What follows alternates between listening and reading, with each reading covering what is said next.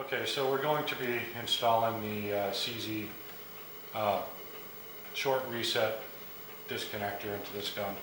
This gun has already had the competition hammer installed, the extended firing pin, and a 13-pound hammer spring installed. So now I'm going to install the short reset disconnector, and we'll see what that's like. Alright, so I'm going to be installing the short reset disconnector. That's this piece here. Brings the trigger further to the rear in the single action pull. So this pistol's already been field stripped. What I'm going to be doing is removing the ejector housing, the whole hammer assembly, and the disconnector is pinned to the hammer. We're going to replace that. It's not a drop-in part. It's going to require some fitting. This ear is going to have to be removed, and there's going to be some material removed from this face right here in order to allow the trigger to move far enough forward to reset. So it's going to be trial and error. So the first thing on these decocker pistols is the decocker lever gets removed. So there's a spring in here. It's this spring right here. You got to lift up on this leg and then push on the back of the decocker lever. Once it's out just a little bit, you can let go of the spring and just it pulls straight out. Once that's out, there's a little keeper disc in here. That's the next thing you got to get out. It just slides out. It prevents the Sear pin from falling out of the gun.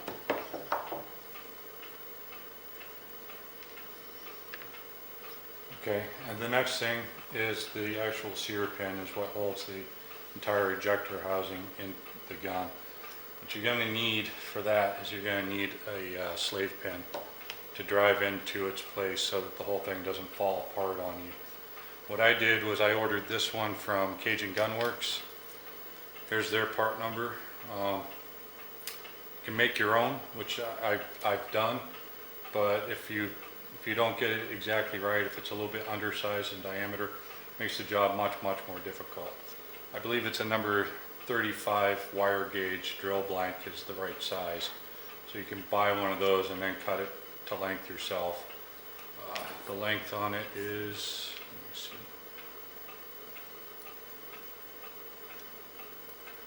about 0.68 inches. You gotta get the length right. If it's too long, you won't be able to get the ejector housing out of the gun. If it's too short, it won't hold all the parts in. So having a decent slave pin is kind of key to this whole operation. Alright, so what we're going to do is drive it in from this side and drive out the existing Sear pin. Let's start it with a punch.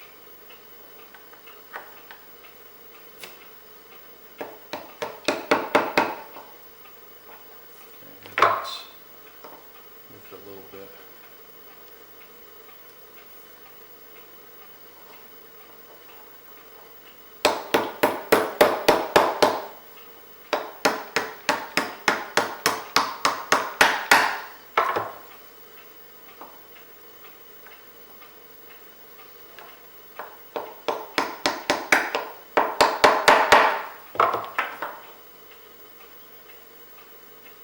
Got the Sear pin out, this part, and the entire cage lifts out.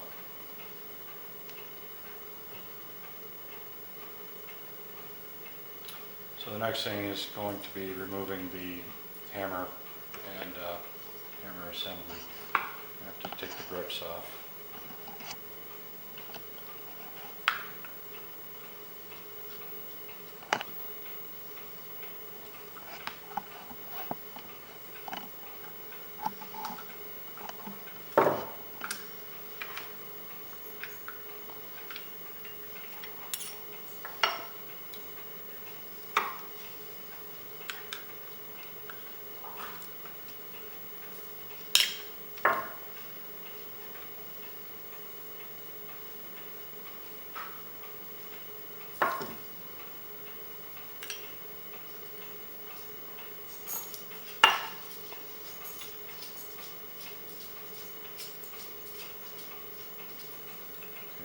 and we're going to drive this pin out.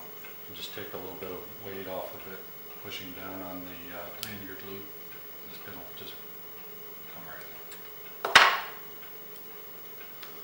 in. And carefully take some weight off that. And you have to pull your mag brake out of the way, and the entire retainer and hammer spring will drop right out of the bottom. Now, in order to get the hammer out, there's a little pin, a retaining pin, right there. Just push that up and pull that guy out. And then your hammer pin will come out from this side. And there's your hammer pin. And your entire hammer strut and disconnector will lift out. Now, this is the factory disconnector, and we're going to be replacing it with this one. It's just a shorter version. And you can see that one of the ears is missing on this disconnector. So off camera, I'm going to go ahead and cut this ear off and remove just a little bit of material from this face, since I know I have to remove some anyway before I pin it onto the hammer, and we'll pick up from there. Alright, so I've got the new disconnector pinned onto the hammer assembly. This is the old one here. I had to, like I said, I had to remove one of the ears. Also done some polishing on some of the surfaces that make a difference. But it's ready for a test fit. I removed just a little bit, just a couple thousandths probably from this face here. And we'll see if it works. So now I'm just going to reassemble the pistol for a test, see how it works. Hammer goes in first. I'll put in the hammer pin.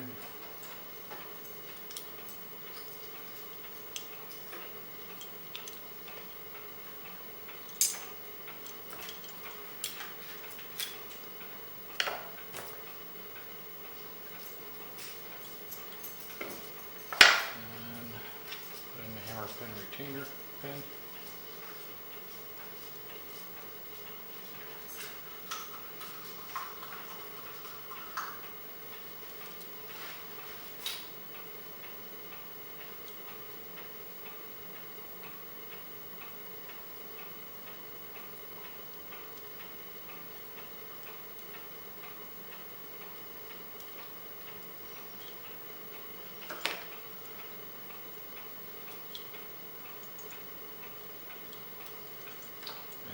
Put my ejector cage back in.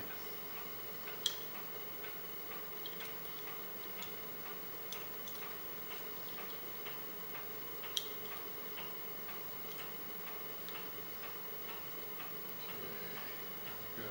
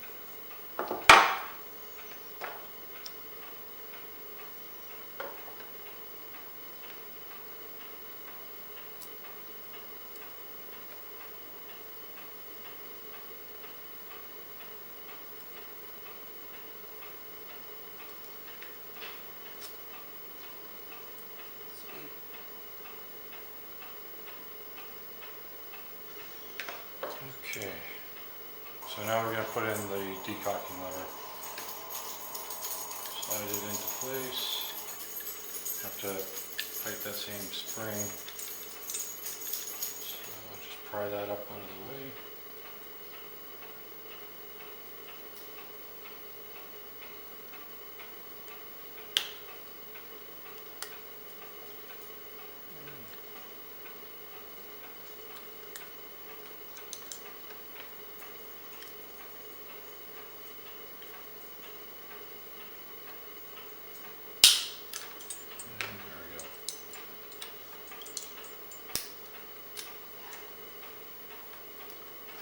Alright, put the hammer spring back in.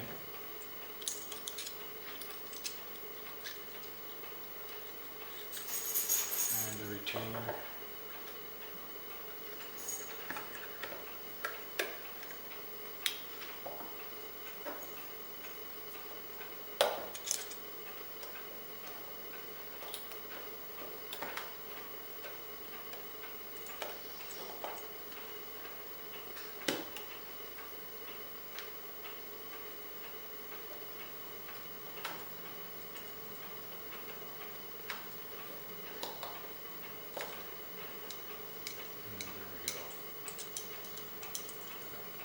Okay, so now I'm just going to put the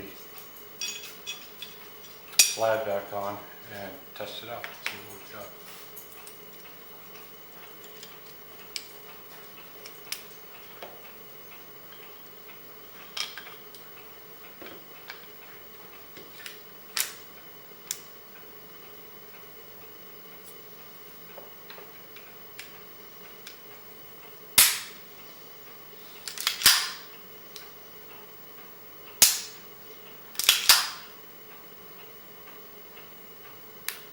And it does reset.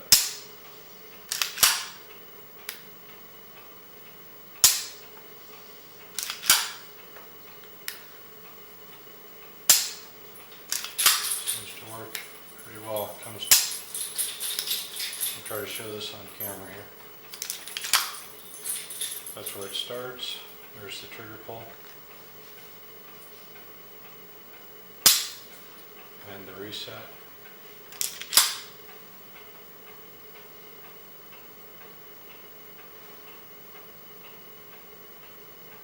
Resets right there. It really doesn't come any further forward, but it does seem to reliably reset.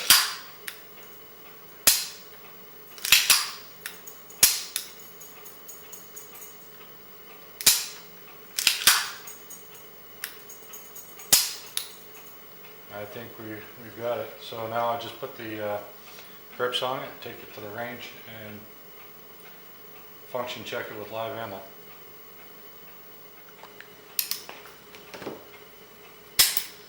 Okay, here's the difference with the short reset disconnector.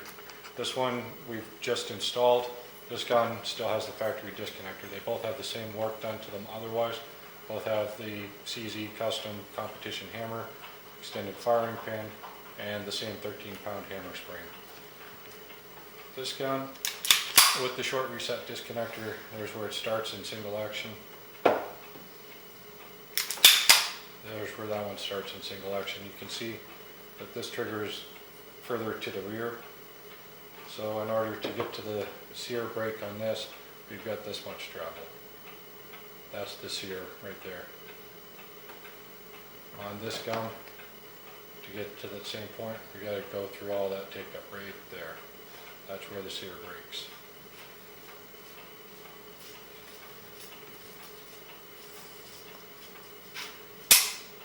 So on reset,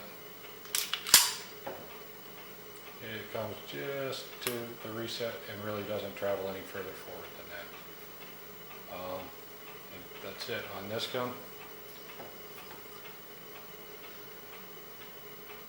Brakes in single action. On reset, that's where the trigger resets and then it continues forward.